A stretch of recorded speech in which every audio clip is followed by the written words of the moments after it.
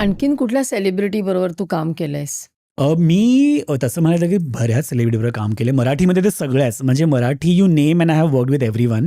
म्हणजे अगदी त्या पुरुषांना मी नाचवलं ज्यांना नाचता येत नव्हतं. पण हिंदीमध्ये ऑफकोर्स मी बऱ्याच उत्तम कलाकारांबरोबर काम केलं आहे. म्हणजे जसं भोजपुरीचे रवी किशन म्हणून जे आहेत त्यांना मी डान्स शिकवलेला. ते एक रियालिटी शो करत होते झलक दिखला जा नावाचं. झलक दिखला जा. तेव्हा त्यांनी पहिल्यांदा लावणी केली होती. अरे वा! येस, गेटअपमध्ये प्रॉपर आणि होठो पे ऐसी बात केलं होतं with the getup. 2 female getup त्यांनी केले होते. That was I was called for the choreography for that thing. आणि त्याच्यानंतर भारती जी कमेडियन आहे तिने एकदा लावणी केली होती, ती मी केलेली आहे. परत शमिता शेट्टी, शिल्पा शेट्टीची बहीण, त्यांच्यावर पण मी फोक आणि सेमी क्लासिकलचं केलेलं आहे. बरेच म्हणजे. आणि सगळ्यात महत्त्वाचं म्हणजे नोरा फतेही, जी सगळ्या सध्यांना माहिती आहे की शी is a wonderful performer.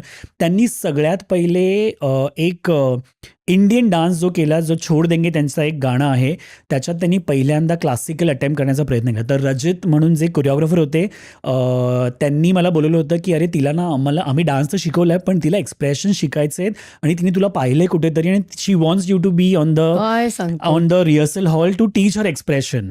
So मग मी एक्सप्रेशनसाठी खास त्यांना ते शिकवायला गेलो होतो. आणि शी वॉज अ फॅन्टॅस्टिक म्हणजे म्हणतात ना स्टुडंट. ते म्हणतात एवढं मोठं नाव असून सगळं असून पण ते तुम्हाला जी ती अडॉप्ट करते दॅट इज सो ब्युटिफुल. आणि ती खरंच एक उत्तम नर्तिका आहे. म्हणजे आय कॅन से इट अनडाऊटेडली. आणि ते तिचं पहिलं इंडियन गाणं मला वाटतं तिने केलं आहे, छोड देंगे म्हणून, टी सिरीजचं आहे ते. So I was very flaunted by that thing की ते जसं मी म्हटलं की this generation is also trying to achieve something of Indian dancing.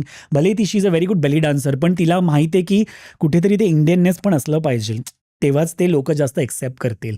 So ते शिकवलं आहे. आणि अजून बरेच नाव आहेत. म्हणजे मी अवॉर्ड फंक्शन्स तर बरेच केले आहेत, ज्याच्यामध्ये बऱ्याच कलाकारांना मी शिकवलं आहे. मी रियालिटी शोजमध्ये खूप शिकवलं आहे, त्याच्यामुळे बऱ्याच कलाकारांशी संपर्क आला आहे माझा. Yeah but on the top list मी तेच म्हणेल की माधुरीजी आणि नोरा वॉज द थिंग. आणि मराठी तर.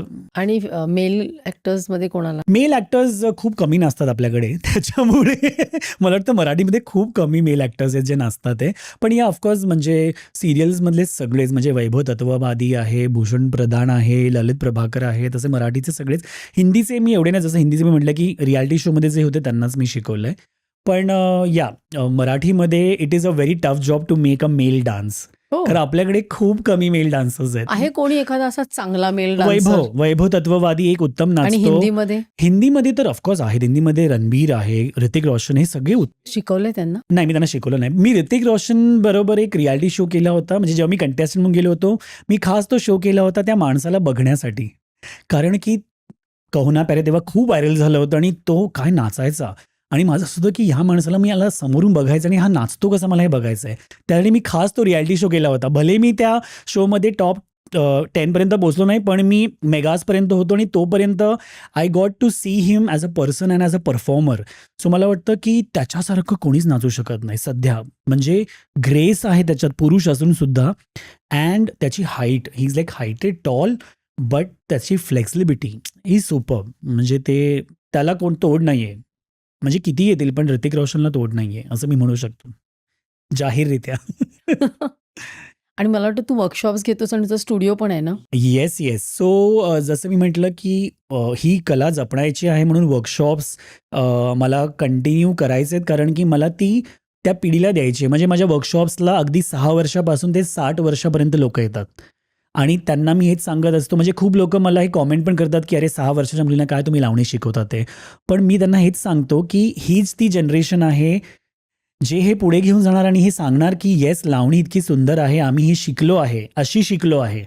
सो वर्कशॉप घेण्याचं कारण तेच आहे. आणि वर्कशॉप मी फक्त भारतात नाही घेत, भारताबाहेर पण मी खूप घेतो. जसं मी युरोपियन्सला मी लावणी शिकवली आहे. कुठल्या कंट्रीत?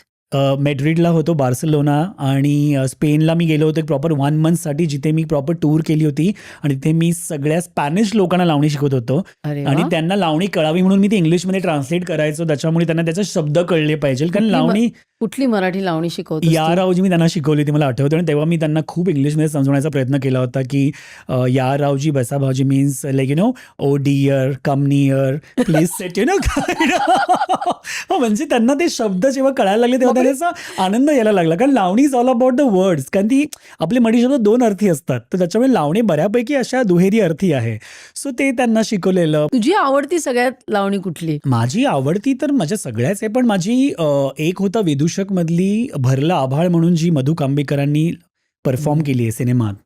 उत्तम. म्हणजे त्या ज्या नाचल्यात त्या गाण्यात, म्हणजे बीटवर कसं नाचायचं आणि ऑफ बीट कसं नाचायचं हे त्यांनी दाखवलं त्या गाण्यात.